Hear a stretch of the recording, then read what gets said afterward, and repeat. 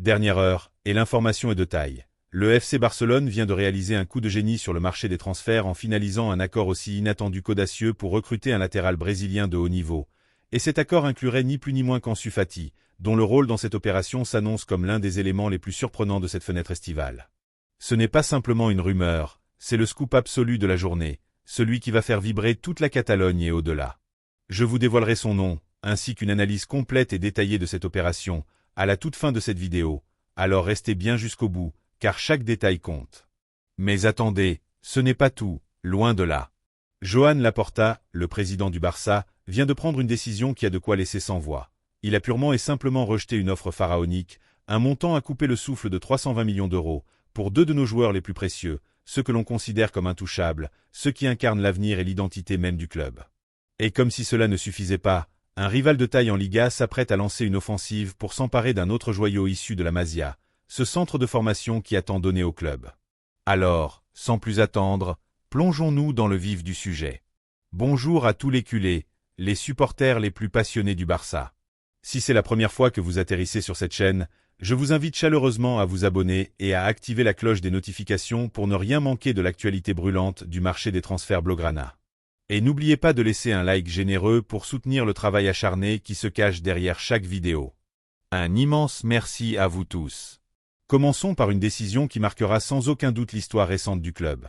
La direction du FC Barcelone a envoyé un message fort, clair et sans ambiguïté à l'ensemble des clubs européens. En effet, selon les informations relayées par la presse espagnole et confirmées par plusieurs médias de référence, la direction catalane a catégoriquement refusé deux offres d'une ampleur inouïe, des propositions qui visaient ni plus ni moins à démanteler notre milieu de terrain, ce cœur battant de l'équipe, cette colonne vertébrale qui fait la force et l'identité du Barça.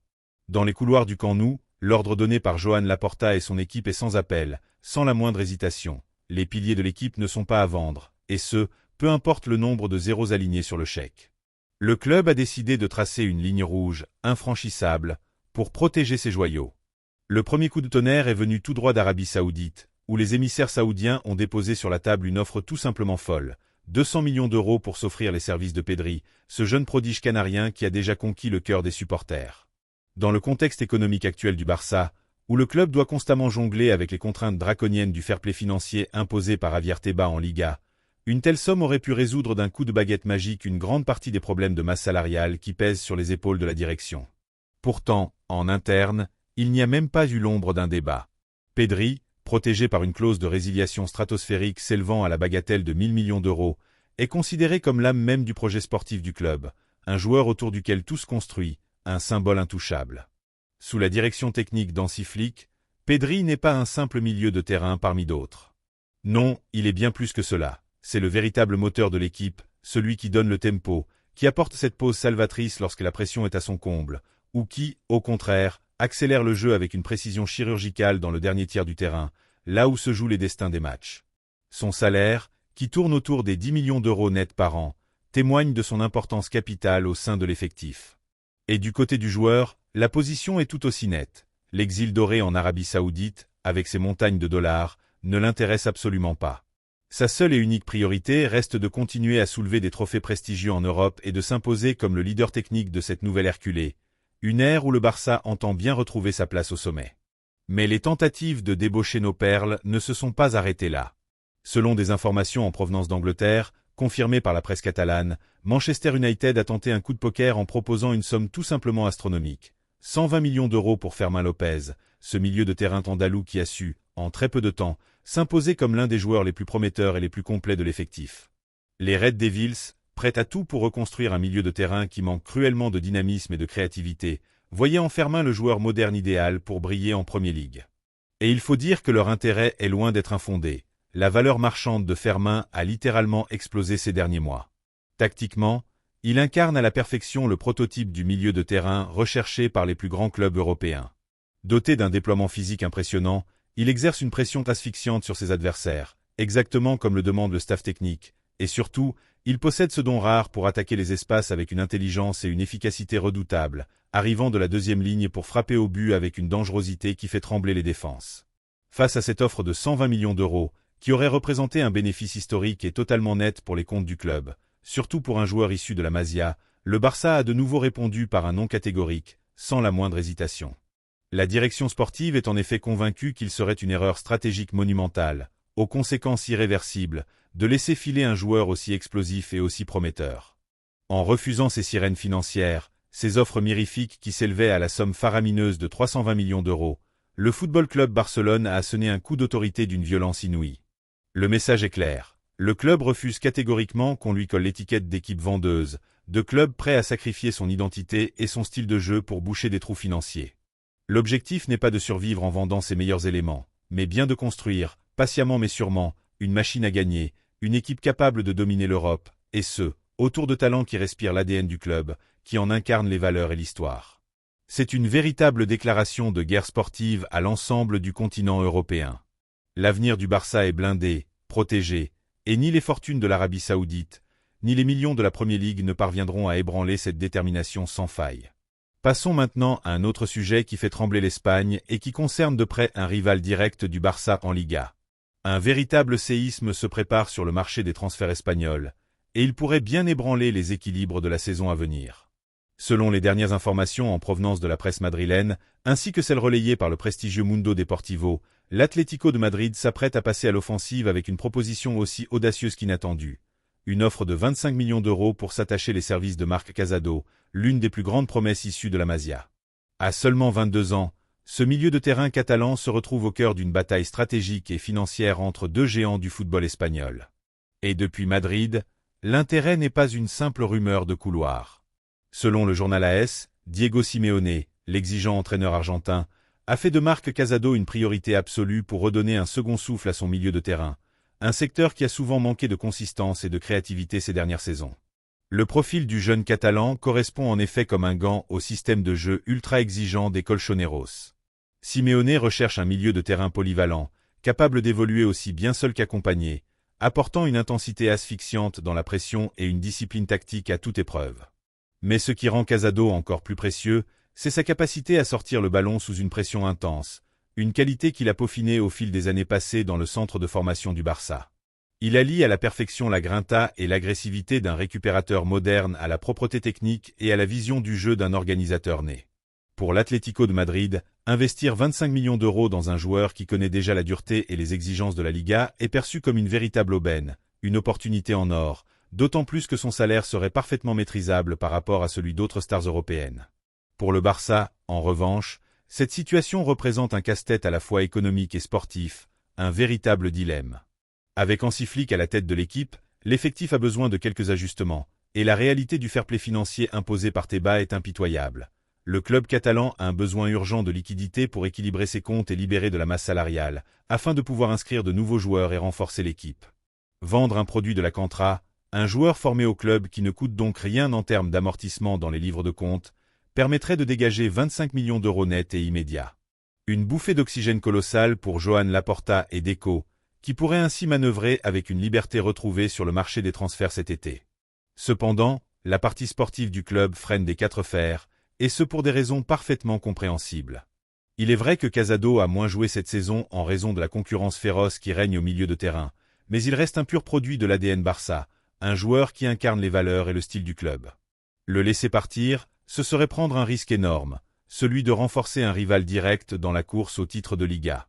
Les supporters se souviennent encore avec amertume de ce qui s'est passé il y a quelques années avec des ventes similaires à l'Atlético, des départs qui ont fini par se retourner contre le Barça. De son côté, le joueur, lui, a des attentes légitimes. Il veut être important, il veut jouer régulièrement, et il a raison de demander cette opportunité, que le staff technique actuel ne peut malheureusement pas lui garantir à 100% en raison de la concurrence acharnée au milieu. Les cartes sont désormais sur la table.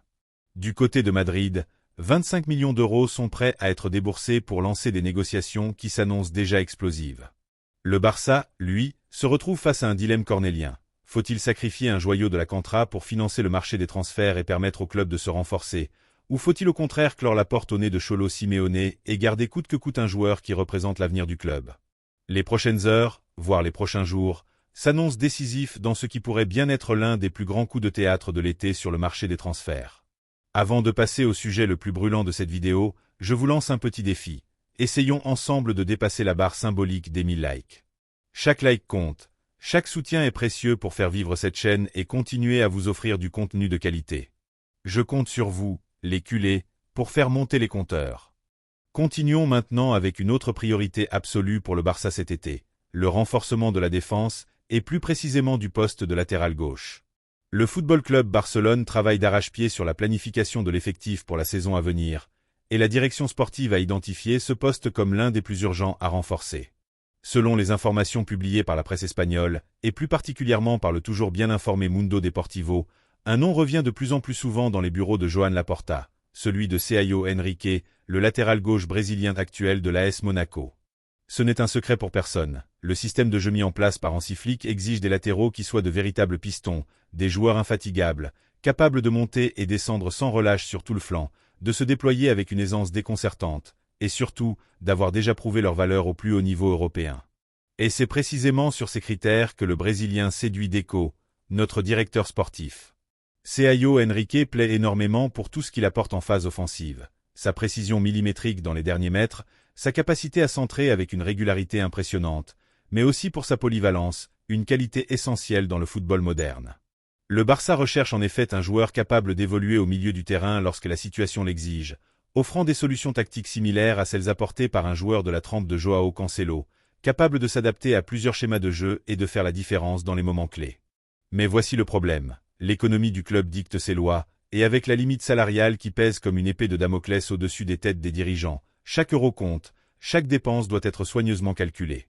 Actuellement, la valeur marchande de Sergio Henrique, âgé de 26 ans, tourne autour des 20 millions d'euros, une somme qui, dans le contexte actuel où les prix des transferts ont atteint des sommets vertigineux, représente une opportunité en or, presque une aubaine. Qui plus est, du côté de Monaco, on n'est absolument pas fermé à l'idée de le laisser partir. Les premières rumeurs indiquent même que le prix de départ pourrait se négocier aux alentours de 15 millions d'euros, une somme bien plus abordable que ce que l'on aurait pu imaginer pour un joueur de son calibre. Pour un Barça asphyxié par sa limite salariale, dépenser 15 millions d'euros pour un international brésilien en pleine maturité et en pleine forme représente une option bien plus réaliste et bien plus facile à assumer que d'autres pistes qui ont été évoquées ces dernières semaines. Des recrutements comme celui de Marc Cucurella, par exemple, coûteraient une fortune au Chelsea, et s'offrir les services d'un Alejandro Grimaldo semble tout simplement hors de portée pour les comptes actuels du club. Mais voici le détail qui pourrait tout faire basculer en faveur du Barça, le petit plus qui pourrait transformer cette opération en un véritable coup de maître. Ce détail, c'est Ansu Fati. Le jeune attaquant espagnol, actuellement prêté par le Barça à l'AS Monaco, pourrait bien être la clé de voûte de ce recrutement. Après des mois difficiles marqués par des problèmes physiques à répétition, Sergio Henrique est revenu à un niveau tout simplement exceptionnel. Lors de son retour sur les terrains contre le Metz, le Brésilien a délivré une passe décisive d'une précision chirurgicale dans les dernières minutes du match, offrant ainsi la victoire à son équipe. Et devinez qui a marqué le but au bout de cette passe ? Exactement, Ansu Fati. Le produit de la Masia est en effet en pleine forme à Monaco. Il a retrouvé confiance en lui, il joue régulièrement, et il commence à entrevoir que rester dans le Principauté pourrait lui offrir la stabilité et la sérénité qu'il n'a jamais vraiment connues en Catalogne. Et c'est là que la magie des bureaux, cette alchimie si particulière des négociations, entre en jeu pour équilibrer les comptes. L'AS Monaco dispose en effet d'une option d'achat de 11 millions d'euros pour conserver définitivement Ansu Fati. Et selon les dernières informations, le club monégasque réfléchit très sérieusement à l'exercer. Le Barça observe cette situation avec un optimisme grandissant. Si Monaco décide de débourser ces 11 millions pour Ansu, cela créerait un scénario idéal pour négocier l'arrivée de Sergio Henrique. Sans aller jusqu'à un simple échange de joueurs, combiner ces deux opérations réduirait considérablement le coût global. En effet, si l'on soustrait les 11 millions de l'option d'achat d'Ansu des 15 millions demandés pour le Brésilien, le latéral gauche ne coûterait finalement que 4 millions d'euros au Barça. Une véritable opération financière géniale, un coup de maître de Deco avec les chiffres, qui permettrait au club de renforcer un poste clé sans grever son budget déjà sous tension. Le staff technique est en effet parfaitement conscient que le latéral gauche sera un poste clé cet été. Avec un calendrier chargé et des exigences toujours plus élevées, il est impératif d'avoir un banc de qualité, des joueurs de premier niveau capables de donner du repos à Alejandro Balde tout en maintenant une pression constante sur les adversaires. Sergio Henrique, avec sa capacité à sortir le ballon proprement dans les situations les plus délicates, son sens de l'attaque sans relâche et son adaptation à plusieurs tactiques, répond parfaitement à tous ces critères. Votre avis nous intéresse au plus haut point. N'hésitez pas à laisser en commentaire si vous validez l'arrivée de Sergio Henrique au Barça, et surtout, Dites-nous ce que vous pensez de l'idée d'utiliser Ansu Fati comme monnaie d'échange dans cette opération économique. Est-ce une erreur à éviter absolument, ou au contraire, un véritable coup de génie de la part de la direction? Et bien sûr, n'oubliez pas de vous abonner à la chaîne pour ne rien manquer de l'actualité exclusive du marché Blaugrana.